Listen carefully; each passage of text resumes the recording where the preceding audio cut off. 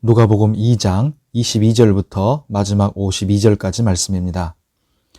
모세의 법대로 정결 예식의 날이 참해 아기를 데리고 예루살렘에 올라가니 이는 주의 율법에 쓴 바 첫 해에 처음 난 남자마다 주의 거룩한 자라 하리라 한 대로 아기를 주께 드리고 또 주의 율법에 말씀하신 대로 산비둘기 한 쌍이나 혹은 어린 집비둘기 둘로 제사하려 함이더라.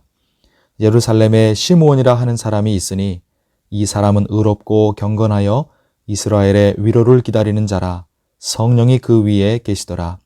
그가 주의 그리스도를 보기 전에는 죽지 아니하리라 하는 성령의 지시를 받았더니 성령의 감동으로 성전에 들어가매 마침 부모가 율법의 관례대로 행하고자 하여 그 아기 예수를 데리고 오는지라.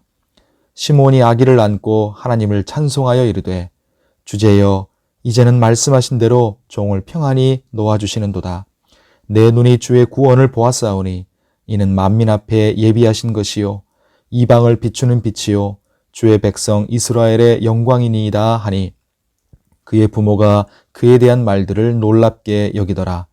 시므온이 그들에게 축복하고 그의 어머니 마리아에게 말하여 이르되 보라 이는 이스라엘 중 많은 사람을 패하거나 흥하게 하며 비방을 받는 표적이 되기 위하여 세움을 받았고 또 칼이 내 마음을 찌르듯 하리니 이는 여러 사람의 마음의 생각을 드러내려 함이니라 하더라.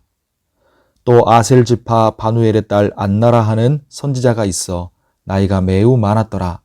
그가 결혼한 후 7해 동안 남편과 함께 살다가 과부가 되고 84세가 되었더라. 이 사람이 성전을 떠나지 아니하고 주야로 금식하며 기도함으로 섬기더니 마침 이때에 나아와서 하나님께 감사하고 예루살렘의 속량을 바라는 모든 사람에게 그에 대하여 말하니라. 주의 율법을 따라 모든 일을 마치고 갈릴리로 돌아가 본 동네 나사렛에 이르니라. 아기가 자라며 강하여지고 지혜가 충만하며 하나님의 은혜가 그의 위에 있더라.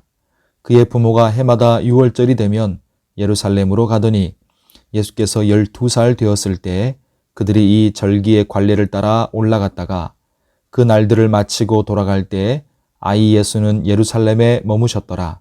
그 부모는 이를 알지 못하고 동행 중에 있는 줄로 생각하고 하룻길을 간 후 친족과 아는 자 중에서 찾되 만나지 못하매 찾으면서 예루살렘에 돌아갔더니 사흘 후에 성전에서 만난즉 그가 선생들 중에 앉으사 그들에게 듣기도 하시며 묻기도 하시니 듣는 자가 다 그 지혜와 대답을 놀랍게 여기더라. 그의 부모가 보고 놀라며 그의 어머니는 이르되 아이야 어찌하여 우리에게 이렇게 하였느냐. 보라 네 아버지와 내가 근심하여 너를 찾았노라. 예수께서 이르시되 어찌하여 나를 찾으셨나이까. 내가 내 아버지 집에 있어야 될 줄을 알지 못하셨나이까 하시니 그 부모가 그가 하신 말씀을 깨닫지 못하더라. 예수께서 함께 내려가사 나사렛에 이르러 순종하여 받드시더라. 그 어머니는 이 모든 말을 마음에 두니라. 예수는 지혜와 키가 자라가며 하나님과 사람에게 더욱 사랑스러워 가시더라. 아멘. 기도하는 우리에게 하나님의 은혜가 함께 하시기를 바랍니다. 자, 오늘 말씀에 나오는 두 사람 시므온과 안나는 공통점이 몇 가지 있습니다. 첫째로 둘 다 나이가 많았고 삶의 질고를 겪었지만 하나님 앞에서 의롭고 경건하게 살아왔습니다. 두 번째, 이게 정말 중요한데요. 두 사람 다 하나님의 구원과 위로를 바라고 기다리고 있었다는 것입니다. 평소에 말씀과 기도 가운데 하나님과 깊은 영적인 교제가 있었기에 하나님이 메시아 구원자를 보내실 것을 믿었고 기다려왔던 것입니다. 우리도 말씀과 기도 가운데 하나님과의 교제를 지속함으로 우리 주님의 위로와 구원의 은혜를 기다리는 자들 되기를 바랍니다. 세 번째, 이것도 중요한데요. 그랬기에 오실 예수님이 군림하는 왕이 아닌 겸손하게 섬기는 주로 오실 것을, 우리를 위해 희생하는 종이 되실 것을 깨달아 알고 있었습니다. 하나님의 성령이 깨닫게 하신 것이죠. 즉 오실 구원자가 어떤 분이실지를 정확하게 알고 있었다는 것입니다. 예수님이 오셔서 자신을 보여주시고 섬기는 자로 오셨음을 밝히 말씀하셨어도 믿지 않고 자기들이 기대하는 구원자일 거라고 착각하는 사람들이 수없이 많았던 것을 생각하면 이 시므온과 안나는 예수님을 보지 않고도 아직 예수님이 탄생하기 전부터 구원자가 어떤 분이실지를 정확하게 알고 있었으니 그들이 얼마나 하나님과의 교제가 깊었는지, 얼마나 그들이 성령으로 충만하고 영적인 깊은 차원까지 들어갔는지를 알 수 있습니다. 신앙생활은 하나님을 바르게 아는가, 하나님의 뜻을 바르게 깨닫고 있는가, 이것이 중요합니다.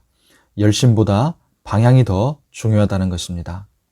네 번째 공통점은 두 사람 모두 아기 예수님을 만나자마자 그 아기가 하나님이 보내신 구원자 그리스도이심을 바로 알아보았다는 것입니다. 두 사람 다 예수님을 만났을 때 마침이라고 기록되어 있습니다. 27절에도 38절에도 기록되어 있습니다. 마침. 사람의 눈으로 볼 때는 우연으로 보이지만 하나님이 하나님의 때에 맞게 그렇게 계획하시고 섭리하셨음을 보여주는 단어입니다. 성령은 이처럼 우연처럼 보이지만 마침과 같이 하나님의 때에 하나님이 일하고 계심을 알아보는 영안을 열어주십니다. 우리에게도 성령께서 영안을 열어주시기를 바랍니다. 다섯 번째 공통점은 두 사람 다 기도하고 기다렸던 하나님의 구원과 위로의 구주를 마침내 직접 만나 뵈는 은혜를 얻었다는 것입니다. 시므온도 안나도 아기 예수님을 만나는 순간에 평생의 기다림과 인생의 수고의 짐이 다 벗겨져 나가고 세상에서 얻을 수 없었던 진정한 기쁨과 하늘의 위로와 소망을 경험하게 되었을 것입니다. 여러분, 이것이 예수님을 만나고 복음을 경험한 사람들이 또 하나님의 구원을 기다렸던 사람들이 마침내 응답으로 받고 누리는 은혜의 감격이고 참된 기쁨과 위로입니다. 어제도 말씀드렸다시피 심령이 가난한 자, 오직 하나님만을 바라는 자, 자신 안에 어떤 선함도 의로움도 없음을 알고 가난한 마음으로 하나님의 은혜와 긍휼만을 바라는 자들에게 복음이 진정 복음, 큰 기쁨의 좋은 소식이 됩니다. 성도 여러분, 무엇이 여러분의 위로와 소망이 되고 있습니까?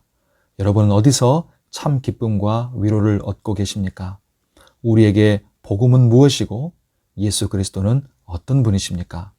시므온과 안나처럼 가난한 심령으로 주님을 기다림으로 마침 주님의 위로와 복음의 은혜를 누리시는 모든 성도님들 되시기를 바랍니다. 오늘도 주 안에서 강건하시고 은혜 가운데 평안하시기를 축복합니다. 기도하겠습니다. 하나님 아버지, 오늘도 새날 주심을 감사합니다.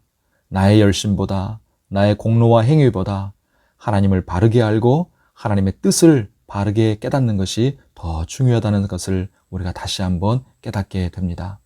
말씀과 기도 가운데 하나님과의 교제가 멈추지 않게 해 주시고 우리가 바른 신앙으로 살 수 있도록 성령으로 다스려 주시고 인도해 주시옵소서. 하나님, 우리는 세상이 아닌 주님으로부터 참 기쁨과 소망과 위로를 얻기를 원합니다. 우리의 기도를 들으시고 믿음으로 기다리는 자들에게 반드시 응답하시는 그 하나님께서 우리 인생과 세상 역사에 섭리하고 계심을 믿습니다. 오늘도 우리의 심령이 겸손하고 가난하게 해주셔서 복음이 주시는 은혜에 감격하게 하시고 하늘 위로와 소망을 경험하게 하여 주옵소서. 대신방 중입니다. 안전하고 은혜로운 대신방 되게 하시고 가정마다 복이 내려지게 하여 주옵소서. 추운 날씨 가운데 우리 모든 성도님들 건강하고 안전하게 지켜주시고 환우들도 치료하시며 붙드시고 회복되게 하여 주옵소서. 간절히 주님께 부르짖는 모든 기도에 선하게 응답하여 주시고 오늘의 필요한 은혜를 각 사람에게 허락하여 주옵소서. 감사하며 예수님의 이름으로 기도하옵나이다. 아멘.